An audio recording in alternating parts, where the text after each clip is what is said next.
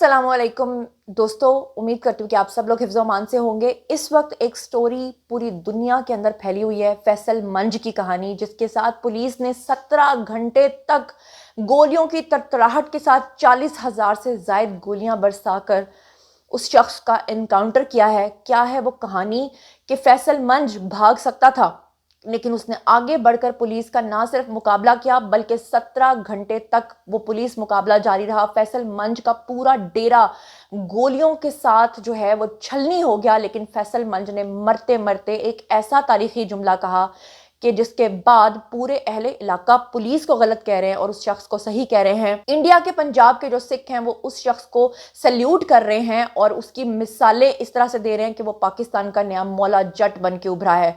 लोग कह रहे हैं कि फिल्मों में देखा था कि इतनी गोलियां लगकर भी हीरो जो है वो आखिरी दम तक लड़ता है, लेकिन ये हीरो कौन था और इसने क्या किया था पुलिस के साथ, इसकी अलमनाक ये कहानी और दुश्मनी की कहानी क्या थी। चलिए मैं आज आपको सारी हकीकत जो है बताती हूँ, पूरी ईमानदारी के साथ आपको दोनों साइड्स की स्टोरी मैं आपको बताऊंगी। चलिए शुरू करते हैं। सबसे पहले मैं आपको बता दूं कि पुलिस का ये क्लेम है कि ये जो फैसल मंज नामी शख्स है, दरअसल ये अपने गांव के लिए एक हीरो था। पूरा गांव इसको अपना मौला जट करार देता था। आपको बताऊं कि ये शख्स जो है ये जट बरादरी से ताल्लुक रखता था और हमेशा अपनी जात की मिसालें देकर लोगों को कहता था कि जट हमेशा अपनी जिद पे अगर अड़ जाए तो कायम रहता है, ना वो भागता है ना वो दौड़ता है, बल्कि वो आंख में आंख डालकर मुकाबला करता है। पूरे गांव के लोग जो हैं वो इस शख्स से इसलिए खुश थे कि ये पैसा जो है वो गांव के लोगों पे बहाता था, उनकी मदद करता था, गरीब परवर था। लेकिन ऐसा क्या था कि पुलिस को इसके डेरे पे 17 घंटे तक गोलियां बरसाकर इसका एनकाउंटर करना पड़ा। कहानी शुरू होती है इस तरह से कि पुलिस का कहना यह है कि यह शख्स मंशियात फरोश था। यह एक बहुत बड़े गिरोह का सरगना था और होता कुछ इस तरह से है कि पुलिस का यह क्लेम है कि उनके कुछ लोग, पुलिस के जो ऑफिसर्स हैं, वो जाते हैं इसके डेरे पर, लेकिन वो जो पुलिस के ऑफिसर्स वहां पर जाते हैं, वहां से एक पुलिस ऑफिसर को ये शख्स जो है ये मार देता है, शहीद कर देता है। होता क्या है, वो जो पुलिस कांस्टेबल शहीद होता है उसका नाम था जनाब तारिक अजीज।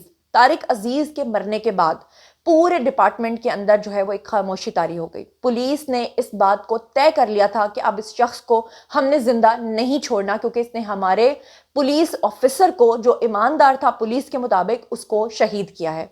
जबकि फैसल मंज से जब ये पूछा गया कि तुमने इस पुलिस डिपार्टमेंट के इतने होनहार और इतने ईमानदार शख्स को क्यों शहीद किया, तो फैसल मंज ने कहा कि जो शख्स रिश्वत खौरी करता हो वो कभी भी शहीद नहीं होता बल्कि वो मरता है।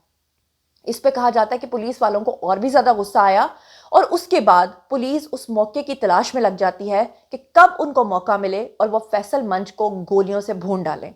अब कहानी में ट्विस्ट यहां पर आता है कि जो फैसल मंज का ग्रुप होता है, उस ग्रुप का एक दूसरे ग्रुप के साथ हो जाता है जी झगड़ा। दोनों ग्रुप्स के नाम भी आपको बता देती हूँ।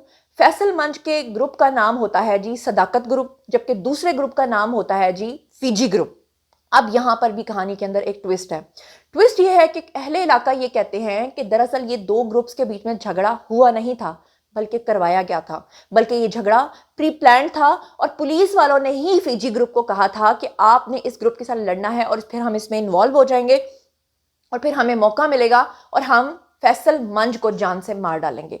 लेकिन आपको बताऊं कि ये दोनों कहानियां ही अगर आप सच्ची मान लें तो कहानी इस तरह से चलती है कि दोनों ग्रुप्स के दरमियान जब तसादुम होता है और फिर वहां पर अहले इलाका जो हैं वो पुलिस वालों को इत्तला देते हैं और पुलिस वहां पर पहुंच जाती है। पुलिस के वहां पर पहुंचने के बाद क्या होता है कि पुलिस का टारगेट होता है फैसल मंज। लेकिन फैसल मंज जैसे ही पुलिस को वहां पर देखता है वो वहां से चला जाता है, जिसके बाद पुलिस का टारगेट पूरा नहीं हो पाता। पुलिस क्या करती है, गुस्से में आकर जाती है फैसल मंज के डेरे पे और वहां पर फैसल मंज के कई एकड़ जमीन के ऊपर जाकर आग लगा देती है।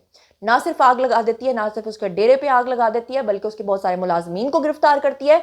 और कहा जाता है कि जो फैसल मंज है इसके डेरे पे 100 से ज्यादा जानवर थे जिनको पुलिस अपनी तहवील में ले लेती है। यहां पर मैं आपको एक और चीज क्लियर करती जाऊं कि फैसल मंज जो इस वक्त पूरे पाकिस्तान का मौला जट बनकर उभरा है, उसका असल नाम जो है वो फैसल मंज नहीं था बल्कि उसका असल नाम फैसल जट था। منج اس کا نام اس کی گوت کی وجہ سے پڑا ہے، اس کے اہل علاقہ اور قبیلے کا نام یہ تھا، جس کی وجہ سے اس کے گاؤں کا نام جو ہے اس کے نام کے ساتھ جوڑ کر اس کو فیصل منج کے طور پہ ایک ہیرو بنا کر پیش کر دیا گیا ہے۔ آپ کو بتاؤں کہ فیصل منج کے ڈیرے پر جب پولیس آتی ہے اور 100 سے زائد ان کے جانوروں کو اپنی تحویل میں لے لیتی ہے، تو کہا جاتا ہے کہ فیصل منج اپنی چیزوں کو لے کر اتنا ٹچی تھا، خاص طور پہ اپنے جانوروں کو لے کر، اپنے ملازمین کو لے کر، اور فیصل منج تک جب یہ خبر پہنچتی ہے کہ پولیس اس کے ڈیرے پر آئی تھی تو اس سے یہ چیز برداشت نہیں ہوتی۔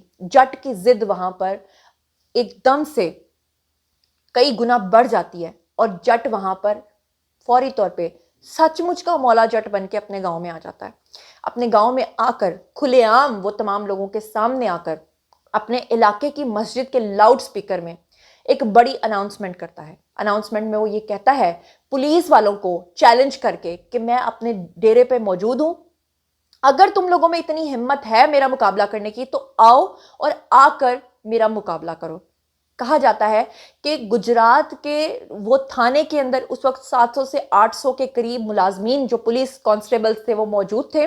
وہ ایک پلاننگ کرتے ہیں کہ ٹھیک ہے جی، اگر اس نے ہمیں چیلنج کیا ہے اور اس وقت یہ کہہ رہا ہے کہ جٹ جو ہے وہ کبھی اپنی بات سے بھاگتا نہیں ہے، جو بھاگ گیا وہ جٹ نہیں ہے، میں اپنے ڈیرے پہ موجود ہوں، آؤ اور آ کر میرا مقابلہ کرو، تو اس کے فوراً بعد جناب کیا ہوتا ہے کہ پولیس کے 700 سے 800 ملازمین جو ہیں وہ جا پہنچتے ہیں فیصل منج کے ڈیرے پہ۔ کہا جاتا ہے کہ پولیس آفیسرز کے پاس 40,000 کے قریب گولیاں تھیں، ان کے پاس ہیلی کاپٹرز تھے۔ وہ آ کر فیصل منج کے ڈیرے پہ فائرنگ شروع کر دیتے ہیں۔ بتانے والے یہ بتاتے ہیں اہل علاقہ کہ فیصل منج کے جو اندر لوگ تھے اس کے ساتھ، وہ اور فیصل منج چند لوگوں کے ساتھ مل کر پولیس کا نہ صرف مقابلہ کرتا ہے بلکہ پولیس والے ادھر سے گولیاں چلاتے ہیں، وہ وہاں سے ہینڈ گرنیڈ پھینکتا ہے، وہ بھی اندر سے گولیاں چلاتا ہے۔ گولیوں کی تڑتڑاہٹ سے پورا علاقہ 17 گھنٹے تک گونجتا رہتا ہے۔ 17 گھنٹے تک اندر سے گولیاں چلتی ہیں، باہر سے گولیاں چلتی ہیں، باہر سے پولیس حملہ کر رہی ہے، اندر سے فیصل منج حملہ کر رہا ہے۔ 17 گھنٹے تک لگاتار گولیاں چلنے کے بعد اچانک ایک طرف سے مکمل خاموشی چھا جاتی ہے، اور وہ ہوتی ہے فیصل منج کی طرف سے۔